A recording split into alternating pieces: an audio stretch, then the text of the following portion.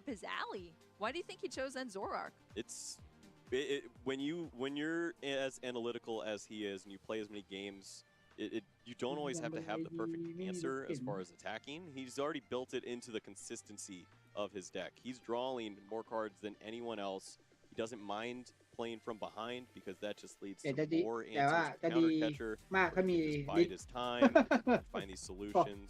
And he's not worried about ถ้ามี being ลิท knocked out ให้ดู in ได้ one hit by so น่า many สนใจ different decks because the main one that could do that was อากุ Golden จิ Go, and he answers that with Toad Scroll. So Right. in a perfect world where the prize cards aren't, แต่ดูทรงๆแล้วเหมือนไอ้พวกตัวใหญ่ๆอ่ะเขาใส่แค่ he ใบเดียว just did not อืม find. ของคา So ซุ that กิ feels ใช่ไหม like that's been the trend, ใช่ตัว unfortunately, ใหญ่ for ใส่ใบเดียว Zoroark เพราะแก๊สที่เขาเอาพิกาจู But มาเพราะแข when นเหล็ก it's มันติด played ไฟ in more of a support position, it's great. Yeah, you know? yeah, it finds you everything. It looks just like 2017, 2018 again. Yes, It's just right. perfect answer. เขาเลยต้องเอาพิ Puzzle กาจู of มา time. Here we go. It's, Throwback, baby. yeah, it doesn't look like that anymore. No, it does not. But yeah, เดี๋ยว I ผม mean, ดูก่อน bringing it to the field เอ here นั่นอยู่ and ไหน having วะ that limited โอ้ attacker อะไร range, นะ I คอ mean, เล็ก that เล was just ที่มัน brutal เลือด there 70 for Liam. So, but I mean, still in that game too, he bought as much time as possible, and that's really what got him that win. Yeah. You know, working into those tiny opportunities and exploiting it as much as possible is what led to that win. And you could see it on his face. He was proud of that too, kind of working out of such a difficult position to be in, going against this Iron Hands Golden Go deck, but was able to do it, fight back. So, วันนี้ you เรา know, จะอ both ยู่ our กันถึง players คู่ไหนครั fought บ really บิ๊ก hard in that battle, came out to a tie. So we're going to have to continue to เดี๋ยว follow ที่ their ผมบอกก่อนหน้า stories นี้ to วีอยู่ see ได้ where แบบ they go แม็ก from แม็กก็ here, นะ but พอ they're still 8 seeing 9 so โม much งก็ success คือ at ต้อง the ต้อง World ไปแล้วอ่ะ Championship. Well, that was an absolute blast. Really fun to see two unique decks here at the World Championships.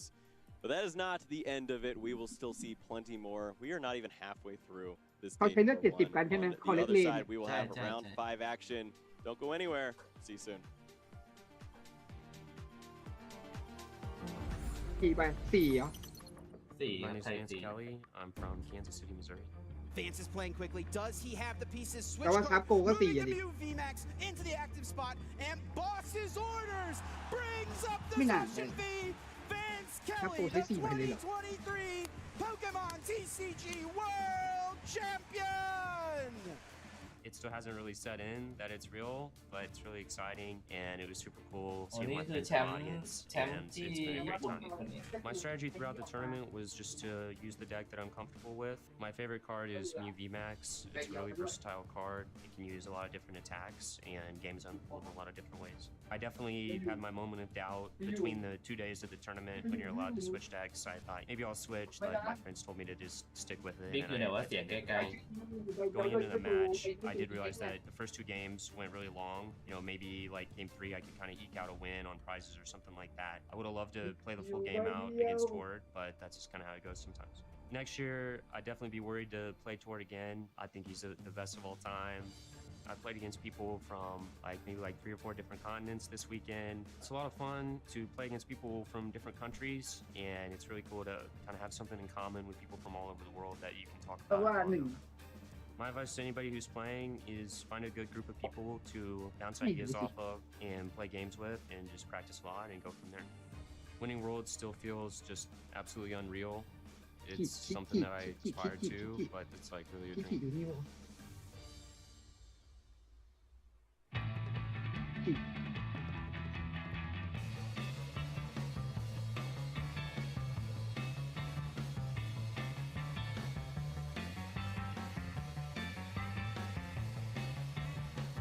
คือแต่ตอนนี้มาดูบรรยากาศที่ทางฝั่งของพี่เมย์บ้างดีกว่า เดี๋ยวขออนุญาตไปดูบรรยากาศนิดนึงนะของพี่เมย์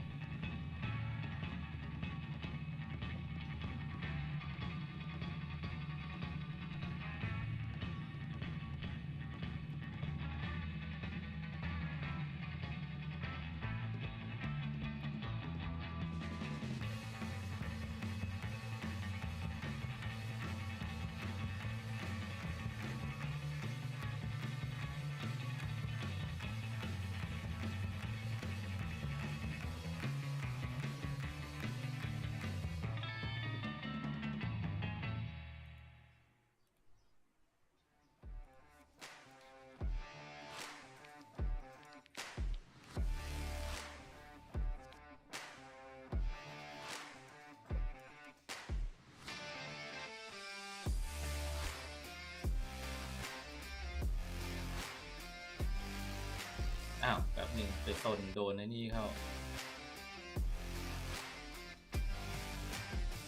ผมรู้สึกว่าเหมือนบาซูชาเขาต้องใส่ประมาณ3บาซูรุก็น่าจะใส่3ใบ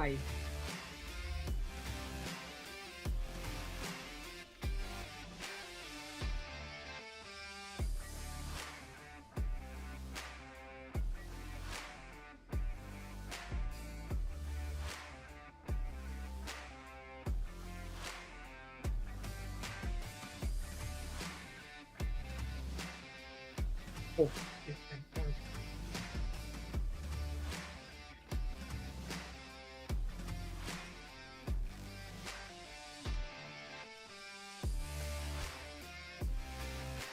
ขออนุญาตครับมาดูที่เมียเกมมิ่งก่อนนะภาพบรรยากาศ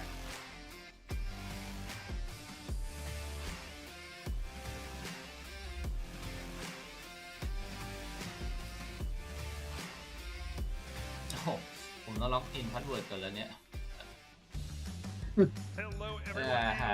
ต่อไปครับเดี๋ยวผมขอเปลี่ยนนิดนึงCan you believe it? We're almost halfway through our first day already. I am Kyle Pukasukovic, and I am out here in the crowd at the World Championships. What better place to be? I have some quick updates for you as we head into Swiss round number 5. Keeping track of some of our top players, well-known players. We'll start off with maybe some unfortunate news. If you're a big fan of Azul GG, unfortunately, he is 1-3 to start the tournament. Things not going well for him today. Ross Cawthon, another player we're following. He's competed in all 20 World Championships. Vying for that one big win at the World Championships. Unfortunately, that'll have to be as he is 1-3 as well. เจโรเซกได้ยกมิไรดอนออกได้อะไรเงี้ยยกเพื่อให้แบบมีเบนซ์ Fernando Cifuentes also at 3-1, and lots of big name players still in the running. There's some interesting decks at the top as well. Lots of familiar sights, but also there is still a Crystal deck at 4-0 and an Ethan's Ho-Oh Arbor Rouge deck at 4-0 as well. We love to keep you guessing here on the TCG side. You never know what's going to happen. And speaking of Ethan, here we have Ethan and Freya standing by to jump in to the caster desk for the first time. How you two doing? Doing great. Thanks so much, Kyle. We're going to be taking you guys through the last half. But while we have you here, Kyle, you've been to numerous amounts of World Championships. We're only getting into the second half of the day. Still plenty of tournament. What are some impressions maybe you had going into this event that so far with the player base and the meta percentage being out available, may have you changing your mind or maybe coming to some new conclusions? Yeah, I think a big thing is you come into this event, you think there's going to be very solidified decks, right? You're going to expect to run into Gardevoir and Golden Go and Dragapult and things like that. But you got to remember, you're playing in a field with a lot of smart players who also know that. And so we've seen a lot of clever innovations on decks that I think people just weren't prepared for. I think we just saw in that previous round, the Golden Go plus the Iron Hands EX, a fun combination. So I think there's some fun stuff here that's going to catch people off guard. Well, kind of, I guess, speaking of innovations in that sense, you did mention, of course, our defending world champion, Fernando Cifuentes, of course, did do that with that quad Iron Thorns deck last year. Have you seen any murmurs of that making a comeback? I think we heard a little bit, like, before going to the World Championships, some people were talking about it. Is that kind of in the mix as well, or is that kind of last year's news? I think you can mark yourself safe from Iron Thorns this year. It was a big surprise last year, but not as powerful this time around. But there are some, I would say, similar decks with the Crystals, so we'll see if they can kind of carry the legacy of that Iron Thorns deck. Makes sense, makes sense. Well, thanks so much, Kyle. Of course, he'll be reporting throughout the weekend. Plenty of Pokemon to play, especially in this first day of competition, as we'll take you through our 5th, 6th, and last 2 Swiss rounds for the day. Welcome in again, everyone, for joining us. You've, of course, gone through Kyle and Boo, Joe and Mike, and now Ethan is here alongside Freya. Freya, I know you have a special connection to this venue, and I think we're all excited to see what's going to come out of this World Championship. Goodness, yeah. So the last time I was at a World Championships in any capacity was at this exact venue in 2017, 15th place with Mega Ray. Still incredibly proud of that. So in a way, it's kind of a nice little full circle coming back now as a caster for the 2025 World Championships here in Anaheim. It feels great. So many players have different stories and paths to get to this World Championship. This is a culmination of many different regions, their best players being sent to battle it out here in Anaheim. There's rich history in this venue. Speaking of venue, it is an absolutely massive celebration of Pokemon. I wasn't at this personal World Championship, but from, hearing accords from you and others, it's just a hall. Still pretty big, lots of stuff to do, but Freya, there is so much to do at this World Championships this year. It doesn't even compare. I mean, back then, 2017 Worlds, it wasn't like it wasn't a big deal, right? Worlds was always the goal. It's always the thing everyone wants to aim for. Every trainer wants to be the best and put their stamp and say, I am, at least for this year, the best Pokemon player in the world for my respective game. But back then, I think we were in like 1, maybe 2 halls, and now we've got the whole convention center. We have a museum, we have activities, we have a trading corner. There is so much going on. The Miraidon bike is here. I was so excited about that. I went to see that as soon as I had some free time. That was so cool to see in person. Plenty of do if you are here at the event, but as you know, many watching from abroad are looking to see who will take the crown this weekend as our Pokemon TCG World Champion. Make some predictions on who we think, or rather what decks or cards will succeed this weekend. Our caster predictions will go ahead and showcase not just what we think is going to succeed, but some of our co-casters for the weekend. We went with a nice variety. I love to see that. A little bit of a mixture here and there. I'm sure Mike, Kyle, Boo, the rest of the casters have made their predictions in many cases. Yeah, the Raging Bolt, Iron Thorns running through this combo. Yeah, absolutely. So I guess Kyle's already kind of written off Iron Thorns for me. It was kind of based on those murmurs from before the tournament. Some people were thinking, oh, maybe could it come in again? Looks like that's not going to be the case, so I think that one's out. But for Raging Bolt, it just feels like almost, in a sense, the most disrespected top metagame deck. It still has so much power behind it. It can basically deal with anything that's in front of it. And it's not just a one-trick pony, because, of course, you also have with the deck the single prize Raging Bolt that can control the board really well by hitting things on the opponent's bench and picking off evolving Pokemon. So it's a deck that has like a lot behind it and just does what it does really well. And that is something that if you want to just focus on playing your best, not misplaying, that can be a strategy that does do you well in the World Championships. And I will say, if I was playing in the tournament today, I would be playing Raging Bolt. That would be my pick. So that was my reasoning behind that. Actually, I do believe between the 6 of us, I think we have, for our main deck predictions, we have actually predicted the top 6 decks of this metagame. So that feels pretty satisfying for us casters. A nice wide metagame, not bad for the biggest tournament of the year, World Championships. Goldengo was my pick for main deck. Das has always been a deck that's existed in and out of the Pokemon TCG, but it's never been a number 1 contender, not meta share or dominance. It seems like Genesect EX was that one piece missing. Now being able to use that metallic signal, grab those evolution Pokemon, make your setup so much more consistent has propelled Goldengo, as everyone saw earlier. ไม่ลองย้อนไปดูในไลฟ์มันจะมีจังหวะที่เขาเสิร์ชเด็กดูจังหวะตรงนั้น quarter of players in this playing Goldengo, and I think that speaks volumes. มันดูย้อนหลังของพี่ไม่ได้ ไปดูย้อนหลังในนี่เลยใน You've always got to give yourself the chance. It was Iron Thorns last year. I think this year the Crab could go the distance with that rock on its back, going for a big upset. You just can target so many of these decks. Look at this graphic, right? You get rid of the Eevee deck, the Grimmsnarl, Dragapult can struggle. The Raging Bolt has a couple answers but can struggle. Just these safeguard Pokemon. The mysterious Rock In could be the ability of the tournament. We'll have to wait and see. I think you're right. Also, one other thing about Goldengo that I think is good to mention, Genesect, of course, is a big part of it, but also we can't dismiss Air Balloon, of course. That tool that was around the Sword and Shield era has come back, reduces the retreat cost of your Pokemon by 2. Like, Goldengo really structured with flexibility in the active spot retreating. Air Balloon deals with that problem so nicely, and that's also been a huge boon to Goldengo. And I think those two combined, the Genesect EX and the Air Balloon, has really, they've been really what have swung this deck to the top of the metagame field. It's interesting, looking back at this World Championship last previous 2 in memory, when the set released before World Championships was not a major set. It's been mini sets, so to say. New expansions that add cards, but they're not huge in terms of competitively filled cards. You had the Pokemon Go expansion, then of course last year Shrouded Fable as the big expansion in 2024. 2023, had some things shake up the metagame, but it's these smaller sets that have a small concentration of powerful cards. It was Pheasantipity last year. This year it's the Air Balloon and the Genesect. These sets, even though they're not filled with meta-defining cards like a set, for example, Twilight Masquerade in recent memory, small inclusions can make oh so big of a difference. We'll have to see if those players who identified that and made the correct predictions and adaptations are the ones who come victorious this weekend. And of course, we have to mention the addition to the Gardevoir EX deck, that devastating Gelatin EX and the Frillish as well. Both huge boons to the to Gardevoir as an archetype. Just able to establish item lock and then item and tool lock on an ability can really, really scupper some decks completely. So there's, yeah, it's exactly like you said. These it's not really fair to call it a mini set because it's absolutely huge. It's all of the Pokemon from Generation 5 in one set, but there's a lot of cool cards that have really made an impact on a lot of decks, including bringing Goldengo to the top, giving Gardevoir new tools, and just in general putting a huge impact. So as we mentioned, we are 4 rounds through the tournament, heading into Swiss round number 5. We're going to be playing 8 rounds of Swiss today, followed by more Swiss rounds in day number 2. Records carrying over, those decks having to stay the same.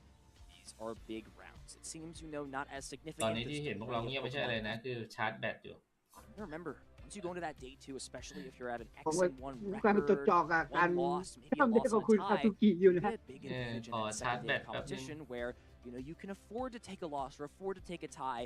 If you go in at that X2 and 1 record or with 2 losses, there is no room for error in one of the toughest fields of the entire season. Yeah, speaking of that next phase of competition, I don't know about you, Ethan, I see some names that I recognize already. Yeah, lots of names of ที่ players ส่วนใหญ่ who เขา featured ขึ้น on มาให้ดู different เนี่ยจะเป็น streams, both for พวก Europe ที่ยัง and ไม่ the แพ้ US. เลย It อย่าง looks like 40 EU and NA having solid starts so far to this tournament. One player outside of that region, though, you've got to always mention out, Joao Pedro Medeiros Zambrano, one of LATAM's best. ไม่มีรถเข็นว่ะ for years. แป๊บนึงนะพี่ขอไปอาบน้ำก่อนว่ะเดี๋ยวมาต่อให้ตาสว่าง A lot of these top players have gravitated towards that deck for its power, but also their comfort. They've been playing this deck as a strong meta contender for as long as it's been there. Meanwhile, some other players on this list are finally reaping the rewards of Goldengo coming to the top. Yeah, I was going to say, Yelevan Kampen, our Goldengo hero, who was one of basically the first people to have breakout success with this deck, and as probably the most experienced Goldengo player in the entire competitive scene right now. We've got to be very, very happy and feeling very, very good about his position right now and sitting there at 4-0. Wow. Is there any better feeling in the Pokemon TCG than to have a pet deck be off meta, having to innovate and add these weird inclusions, always trying to justify to your friends, guys, trust me, this deck is broken, this deck is good. And then finally, with this magical release of the Air Balloon and Genesect, this deck is at the top, and now you are more experienced than any player in the field. It's no surprise, to me at least, Freya, that these players and a lot of Goldengo pros have continued to stick with this deck, especially for this tournament. Yeah, and it's not like, even with or rather, even without those new tools that have really made Goldengo explode, players like Yella, they have seen success with it already, like at a very, very high level. So, I mean, I don't know, given what you just said, I think it's very, very on point. Maybe Yella could go all the way this year. I mean, I would love to see that. Of course, there are plenty of matches going out in the field and plenty of Pokemon to be played. Take a look at some of our featured matches. Who is competing at the highest of levels? The pressure is on for all of these competitors. Still very much in contention. You see plenty of players, even within recent top cuts of major tournaments. Got Lucas Singh, he's had a solid run here, all the way down. International again. Yuki Okada, one of Japan's best, still in it at 3-0-1. The dog, Daniel Magda. There's plenty of solid Pokemon players, and that's no surprise to us, and I'm sure many fans at home. Yes, and of course, you just mentioned João Pedro Medeiros Zambrano up against Makani Tran, so one of Brazil's best against one of the US's best. I'm sure that will be a match to behold, but the match we're going to behold here on stream, we will be featuring Greg Minkley against Irvin Svinhufvud from Finland, one of Finland's absolute best, who has had an absolute breakout season this year. Yeah, this is, one of the players who has dominated in Europe. One of the ways to get an automatic invitation at the World Championships is to win a regional. Not only did Irvin do that, but he also got second at another regional championship, all with the same deck, Charizard EX. I do wonder if that will be the choice for him to run things back, but we'll have to see once our players get set up and at the table what their choices are here. Biggest tournament of the year. Yeah, there is something to be said very much about, playing, like we talked about with Goldengo, but even with decks like Charizard as well, playing a deck that you know so well, that you've had previous success with, that if you take that deck to a tournament, you are just going to misplay less, and the less you misplay, the more likely you are to win, even in against potentially more unfavorable matchups. Away for our players to get set up at the table. This is round number 5. Both players are at 4-0, so winning this round essentially would lock both players up for a continuation into day 2. However, it's really going to be those last couple rounds that matter. Going undefeated in day 1, going to bed that night on Friday at 7-1, 7-0-1, even perhaps 8-0 just gives you so much more confidence that you're just a few match points away, a few wins from cementing yourself in Pokemon TCG history. And that's what this is all about, being immortalized as one of the greats in the Pokemon TCG. Yeah, it's got to be a good feeling. It's funny, of course, because the last time we were here in Anaheim, the structure was very, very different. So you had, of course, the people who get an automatic invite into day 2 of the competition, but day 1, and that was what I had to play in as well, entirely separate tournament. So you don't really have that option of having like a breath of fresh air. Like you made it to the second day, and then you were starting completely fresh. Not the case for these players. These players will have their records carry through onto the second day. So yeah, like you said, if you have like a very good performance today, that's just going to give you such a confidence boost going into the next day too. Ladies and gentlemen, we are in for an absolute treat in round number 5. Some of the world's best battling it out here on the stage in sunny California. Let's throw it down to the stage and get into our 5th Swiss round of Pokemon TCG action. We introduce the players. Now let's go ahead and introduce their decks. No surprise here for Oven. He's going to be running things back. He's going to be playing this Charizard EX. It's got some new friends. It's got some new inclusions. Speaking of friends, Greg may have made a new friend here in this situation. Coming off of a top 4 NAIC, playing a very different deck. It was, of course, Gardevoir EX. Is still using that Monkey Dory, but somebody is under the sand looking to get his head up here onto the stage for this Pokemon TCG action. Yeah, we are seeing the big bad Crustle, so I am absolutely fascinated to see how this matchup in specific plays out. This isn't going to be like one of those cases where Crustle just completely walks over the other deck. Charizard definitely has plenty of non-EX attacking options to try and work with, so I think we're going to have a very interesting game on our hands. It's not going to be like a one-sided thing at all. No, and speaking of which, you see big thing for Crustle, of course, that mysterious Rock-In ability, preventing it from getting hit by EX Pokemon, and the 2 feature cards here for Oivan are 2 EX Pokemon. Immediately, you know, Oivan's going to be presented with a challenge. How do you get around that Crustle? What are some ideas maybe that will be going through his head once he sees that active Pokemon get flipped up? Yes, so I think there's going to be a few things going through Oivan's mind here, thinking maybe this is one of those matchups where I want to try and use the Charizard EX to power up maybe a Charmeleon, for example. That can go ahead and do some big damage. You can hit, of course, the Fire-type weak Crustle for weakness as well, so that could be something to consider. There's also the Chi-Yu that you play as one of those tech attackers that you can make use of as another non-EX Pokemon that can come in as well. So I feel like Ovind is going to be pretty well prepared here to deal with this Crustle. It's not going to be, like I said, not going to be a walkover either way, but Ovind has got to be looking at this thinking, okay, I have options here. Yeah, Chi-Yu, as you mentioned, very, very big card, especially if one of those Pokemon get knocked out for 2 fire energy. This Crustle is weak. If it's got, you know, a way to boost its HP up with something like the tool card, something such as Luxurious Cape, it does not matter.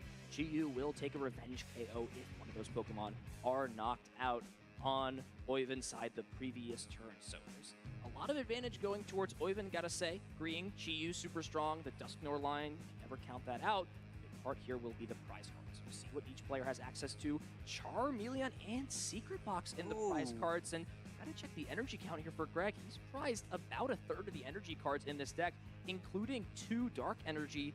And Monkey Dory may not be as viable of an option to go up against some of these Pokemon. You guys, you can't see it at home, but I'm grimacing a little bit here. That's that can't be feeling good with even with the high energy count that you play if you're Greg. Yeah, prizing your 4, especially as you've said, 2 of your 4 darkness energy, so you don't have access to that all-important Adrenabrain. Can't be feeling good there, but we are kicking off our round 5 of Swiss here at the World Championships. Let's see who'll be going first. Looks like it will be Greg. Charmander being flipped up, and this is a big starting point. Now you have an idea of what you're playing against. Charizard EX, big inclusion in the deck here. Okay, ครับ It's changed up as เห็นแล้วเกียร์4 แขนเหล็ก very simple for Greg, but that's really what this deck expects. Just getting energy attachments down into 12. นี่เด็กอะไรอุ้ย Let's not forget that Secret Box is prized here